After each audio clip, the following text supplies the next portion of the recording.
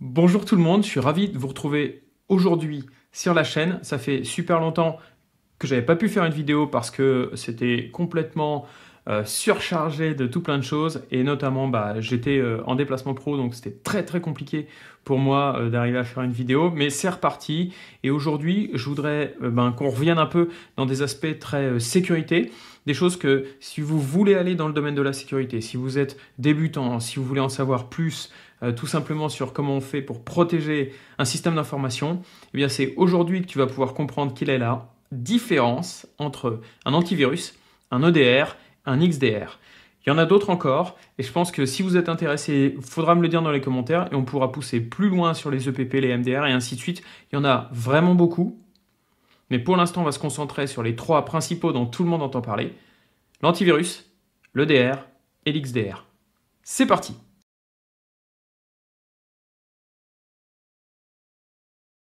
La première chose qui me paraît intéressante, c'est déjà de comprendre qu'est-ce que ça veut dire ces acronymes. Antivirus, qui est souvent raccourci en AV, bon, c'est la première ligne de défense contre des menaces connues. On va revenir là-dessus un peu plus tard. EDR, qu'est-ce que ça veut dire? EDR, ça veut dire Endpoint Detection and Response.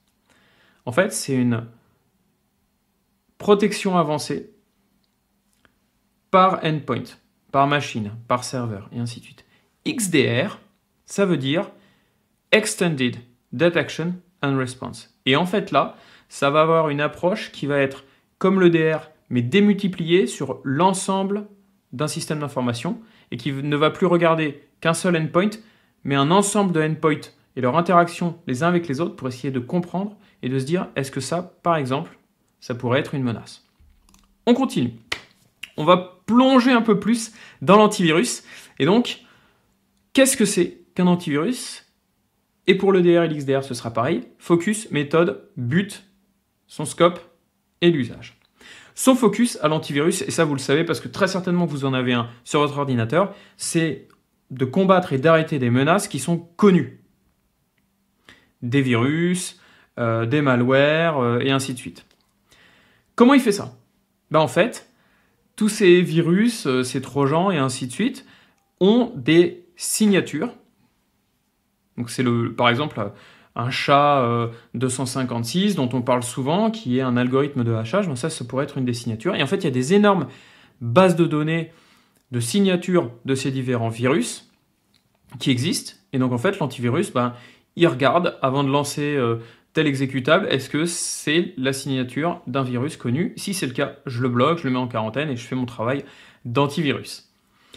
Donc en fait, ça va faire quoi? Ça va juste être un bouclier sur toutes les menaces et les malwares qui sont connus et reconnus. Pour ça, en fait, il va bloquer l'activité, il va bloquer le lancement, par exemple, d'un exécutable qui serait malveillant.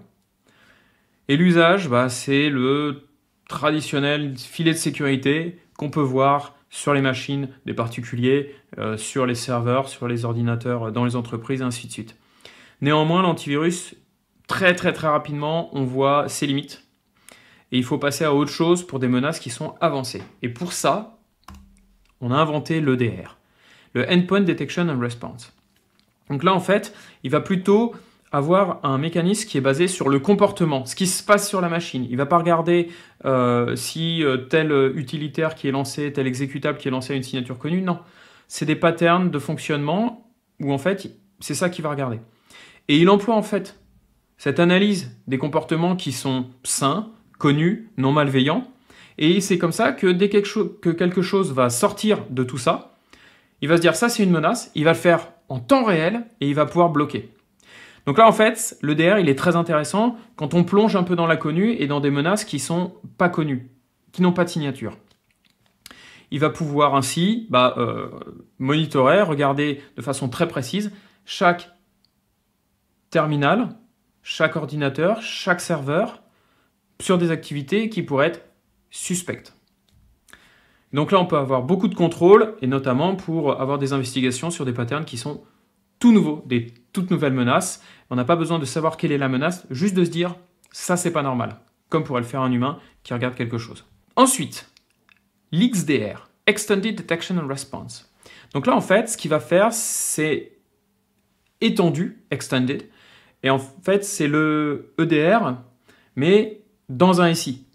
C'est comme un EDR, c'est-à-dire qu'il va commencer à regarder les comportements et ainsi de suite, mais il va surtout le faire machine par machine dans un SI, leurs interconnexions, leur façon d'interagir les unes avec les autres. Et c'est ça qui va lui permettre de comprendre s'il y a des menaces plus larges, plus insidieuses au sein du SI.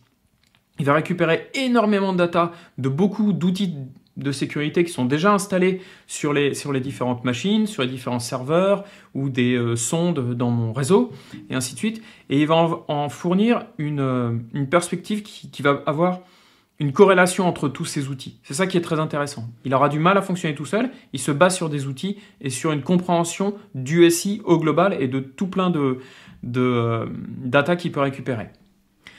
Donc ça, en fait, ça permet de lier plusieurs outils de sécurité entre eux pour avoir vraiment une protection qui est claire et qui est compréhensive les unes avec les autres. C'est pas le bon terme pour le français, mais je l'ai pas en français, je suis désolé. Et en fait, là, en fait, ce qu'on voit, c'est que le scope, c'est qu'il agrège énormément de données qui viennent d'outils très différents. Et tout ça, il en donne quelque chose de cohérent. Voilà. Comprehensive, c'est le terme, en fait, pardon. C'était cohérent. Il va prendre plein de données de plein de choses, il va les mettre ensemble, il va faire marcher son intelligence et il va pouvoir en donner une réponse cohérente. Et c'est là surtout que les petites exploitations de diverses petites failles qui, de fil en aiguille, me donnent accès à plein de choses, lui va pouvoir le voir. Donc ça donne une vue vraiment qui est panoramique. Et là, les contre-mesures et les défenses, elles sont vraiment très, très, très renforcées. Voilà un superbe petit tableau qui explique qu'est-ce que ça veut dire. Donc, en gros, je résume. L'antivirus, un exemple pratique dans la vie, vous pouvez vous dire que c'est finalement quelqu'un qui est à l'entrée d'une boîte et qui va regarder les cartes d'identité pour vérifier si tu es interdit ou pas de rentrer dans la boîte. L'EDR, en fait, là, tu as un garde, tout simplement, un garde armé sur chaque device, pour chaque terminal. Il regarde ce qui se passe et il fait ses tours de ronde sur le device. Et l'XDR, en fait, ça va plus largement que ça, c'est que tu as un système de surveillance globalisé pour tout ton monde digital. Donc ça, concrètement, qu'est-ce que ça veut dire? C'est par exemple, si tu te disais, mon monde digital, j'ai des caméras de sécurité, des détecteurs de mouvement, des gardes, et ainsi de suite. Et tout ça, tu as un service center là derrière qui te permet de dire, ok, là il se passe quelque chose de pas normal, là il se passe quelque chose de pas normal, il faut agir, il faut envoyer quelqu'un. Voilà une vue un petit peu globale des différences entre l'antivirus, qui est vraiment old school, mais qui fait le taf pour toutes les menaces connues, l'EDR, qui est finalement mon garde, qui regarde le comportement, est-ce qu'il y a quelque chose de louche, de suspect sur ma machine, et l'XDR, qui va avoir ce comportement-là globalement au sein de tout mon SI, et qui va pouvoir prendre toutes les données de tous les systèmes de sécurité, les agréger et donner une réponse cohérente. Voilà pour le petit tour d'horizon et les différences entre antivirus, EDR, XDR en moins de 10 minutes. Si vous voulez en savoir plus, vous me le dites dans les commentaires, on en reparle. Si vous voulez comprendre les autres, parce qu'il y en a d'autres, quand on pousse encore un petit peu plus loin, le PP, le MDR, il y en a d'autres, il faut qu'on en parle. Je pense qu'il faut qu'on en parle. Mais si ça vous intéresse ce genre de sujet, vous me le dites dans les commentaires. Voilà, d'ici là, portez-vous bien sur le net et ailleurs. Et on se retrouve très bientôt pour de prochaines vidéos. Ciao, ciao!